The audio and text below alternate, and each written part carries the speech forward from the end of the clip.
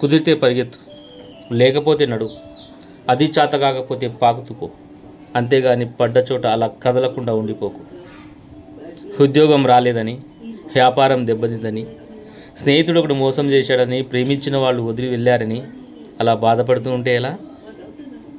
దేహానికి తప్ప దాహానికి పనికిరాని ఆ సముద్రపు కిరటాలే ఎగసి ఎగసి పడుతుంటే తలుచుకుంటే నీ తలరాత ఇంతే అన్న వాళ్ళు కూడా నీ ముందు తల దించుకునేలా చేసే సత్తా నీది.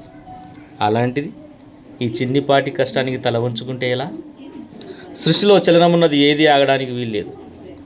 పారే నది, వీచే గాలి, ఊగే చెట్టు, ఉదయించే సూర్యుడు అనుకున్నది సాధించాలని నీలో కసికసిగా ప్రవహిస్తుంది. ఆ రక్తంతో సహా ఏది ఆగడానికి వీల్లేదు. లే, బయలుదేరు. నిన్ను కదలకుండా చేసినటువంటి ఆ బానిత మానసిక సంఖ్యలను తెచ్చుకో. నువ్వు పండుకున్న పరుగులు నిన్ను చీదరించకముందే నీ బద్ధకాన్ని వదిలేయి. పడ్డ చోట నుండి పరుగు మొదలుపెట్టు. నీ అద్దం నిన్ను ప్రశ్నించకముందే సమాధానం ఎత్తుకో. నీ నీడ నిన్ను వదిలేయక ముందే వెలుతులోకి రా.